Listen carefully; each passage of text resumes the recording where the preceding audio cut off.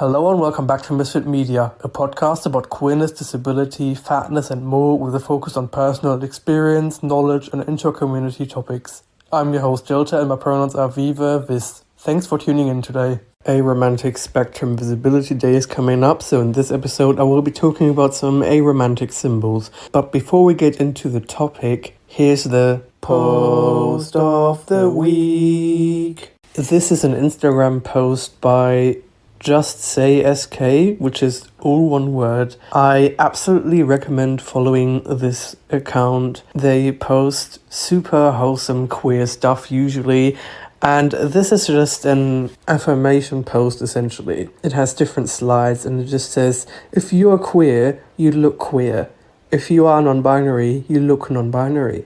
No matter what your expression is, you are enough for your labels. Labels are tools, not limits. You define your label, not the other way around. Don't box in your expression to make others comfortable. You are enough and you are valid. I know this is a thing that is very commonly said, but it cannot be said enough because so many queer people, especially those who are like in the in-between spaces, so to say, often struggle with imposter syndrome of not feeling queer enough and all that. This has been the post of the week. And now let's get into some aromantic symbols. The first one is the aromantic flag, which is a 5-stripe flag with a dark green stripe, a light green stripe, a white stripe, a grey stripe, and a black stripe. The dark green represents aromanticism because green is the opposite of red,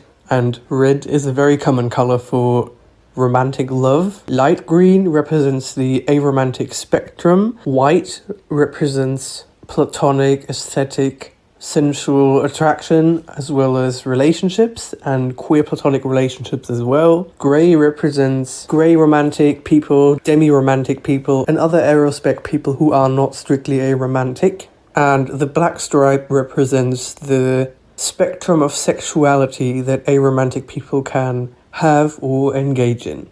The next symbol is the arospec flag. It was created to specifically include everyone on the aromantic spectrum and not just people who are strictly aromantic. Another 5-stripe flag consisting of dark green, light green, a sort of cream color, teal and dark teal.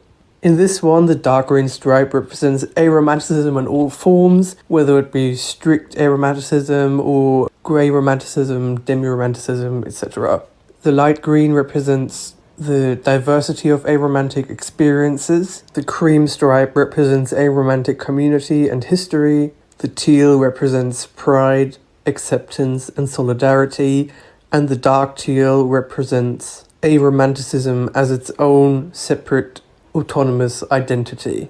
The next symbol is the arrow ring, which is a white ring worn on the left middle finger. There's not really a meaning to the color or the finger, except it's like the ace ring, but kind of the opposite. The next symbol is the arrow, which derives from the shortening of aromantic to arrow, A-R-O, and because it sounds like the shooting arrow, it has been adopted as an aromantic symbol, and there has been many illustrations of arrows in aromantic pride colors. The next symbol is a pineapple, which is sometimes used by allosexual aromantics because it corresponds with the colors of the allosexual aromantic flag, which consists of shades of green, white, and shades of yellow. This has been all the aromantic symbols I will go over today, and now it's time for the Song of the Week. This week I will be adding In a Big Country by Big Country to the playlist. What a name.